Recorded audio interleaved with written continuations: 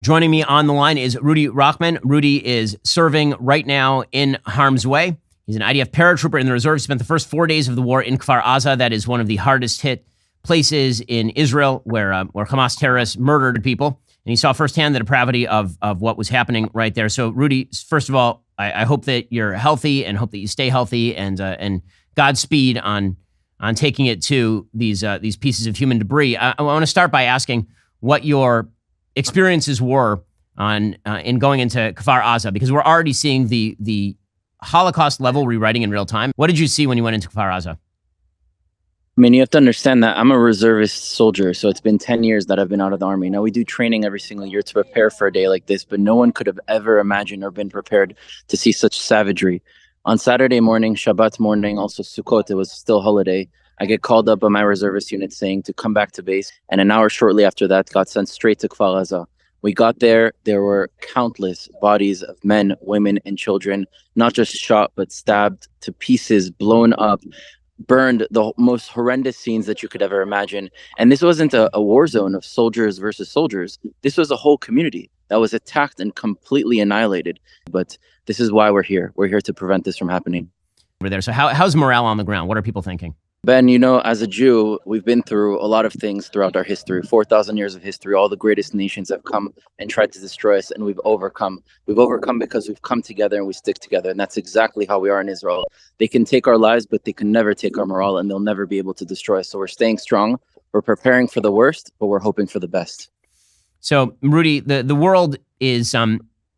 There's been a very bifurcated reaction. The immediate response is obviously what Hamas did is terrible. Obviously what Hamas did is evil. We'll light up buildings with blue and white, the Israeli flag. But I think everybody who's been following, what goes on in Israel is expecting, and it's already beginning to happen, the shift in tone as Israel does what it has to do in the Gaza Strip. So first of all, what is the goal in the Gaza Strip? And second of all, why do you think that the world is immediately shifting into defense mode for Hamas? Well, first of all, the goal in the Gaza Strip would be to take out Hamas and to save the Israeli citizens who've been kidnapped. It's not only to free Israelis from the terror that Hamas is doing, but also to free the Palestinians. I mean, the majority of the Palestinians in Gaza are human beings, innocent like anywhere else, any other population. And they also suffer under Hamas. Not a lot of people say, well, we don't hear them speaking. Well, there's no freedom of speech under Hamas. If you say anything, you'd be automatically killed. So we need to remove Hamas and Hezbollah and other authorities that are completely dictatorships over the Palestinian people. Now, in terms of why the narrative is turning against Israel and people are supporting Hamas, well, they didn't care about Palestinians when they were dying by the thousands in the Syrian civil war. They didn't care about Arabs and Muslims when they were being killed by the thousands, if not hundreds of thousands, in different massacres. They care about this issue because it has to do now with the Jewish people in Israel. And the world is obsessed with Israel. If you look at the far right, they see us as the left. The far left sees us as the right. You look at the black supremacists, the Farrakhan's, they blame us for being the problem. You look at the white supremacists, they blame us for being the source of the problem. You look at the communists, they blame us for being the capitalists. The capitalists blame us for being the communists. The death of Jesus, blame on the Jews. The economic situation post-World War I, blame on the Jews. The Black Plague, blame on the Jews. COVID, blame on the Jews. Literally anything and everything that's wrong with this world, it's always blame on the Jews. And the one thing that all extremist groups agree on is that the Jew is the source of the problem. So this effort of trying to support Palestinians is not really to help Palestinians. It's a way to attack Israel. And I do support Palestinians because Palestinians are our cousin. 30 to 60% of Palestinians actually descend from Jews that were forcibly converted to Christianity and Islam over time. So we're much more related than we think. But we need to create a reality here where we can transcend our differences and build something to achieve our aspirations. But it doesn't happen with Hamas clouding our minds and manipulating narratives in order to convince people that the only way to help human lives is to be against Israel and the Jewish people. That's the issue here. So, Rudy, obviously everybody's expecting a ground assault on the Gaza Strip in the coming days. The Israeli Air Force has been pummeling Gaza City. The Israeli Air Force obviously has been warning everybody, despite all of the media coverage suggesting that Israel is seeking to maximize civilian casualties. Hamas is obviously seeking to maximize civilian casualties by telling people to stay in the area. What do you expect upon arrival in the Gaza Strip?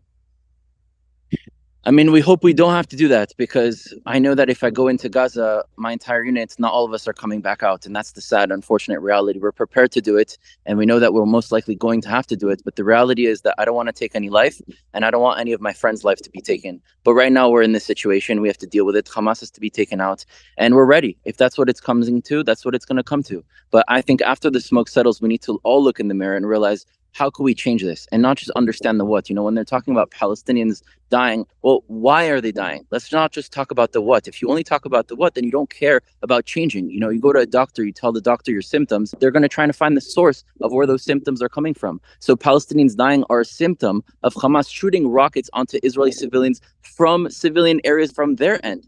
They're shooting rockets from schools, from kindergartens, from universities, from households. And what does Israel do? Israel has no other choice but to fire back. And in an amazing way, Israel tries to prevent casualties by sending SMSs, by calling the phones of people in the region, telling them to leave, by sending a knocker bomb, which is a pre-bomb that's just like a loud firecracker noise to let people know that there's an actual bomb coming, by sending leaflets through a drone written in Arabic, warning people. It's trying to do everything possible to minimize casualties. But Hamas not only wants to maximize the casualties on the Jewish side, it wants to maximize the casualties also on the Palestinian side. Why? In order for them to sell this narrative to the world that they're suffering and for billions of dollars to run. And all those leaders, not only of Hamas, but also the Palestinian Authority, why are they billionaires? It's not because they invested in cryptocurrency at the right time. It's because they're making money off of the dead civilians that they are oppressing. And we need to put an end to that. So, Rudy, you're in the reserves. One of the big issues that people in the United States have been seeing is a lot of requests for resources to the reserves. You have a website that we will drop in the notes here. It's israel.raisegiving.com/causes/frontlines if you want to give. A lot of questions about why exactly there needs to be material shipped over there. Why are there shortages? Like, you would think that they should have been better prepared for this sort of thing. I mean, Ben, we went into war and some of my friends went with running shoes. We didn't even have enough boots, knee pads, vests, helmets. Those are the basic things that we need to be able to defend our land. And as reservists, obviously, we have less accessible resources than those that are currently in the army. Although we're on the front lines, the people that are behind us are the people that are supporting us. And we did create this site in order to buy gear for the reservist unit for us to be better prepared in the next mission we go to. Well, that is Rudy Rochman. Good luck. Hatzlacha rabah. Chazak v'ematz. Stay safe out there. Toda rabah. להתראות.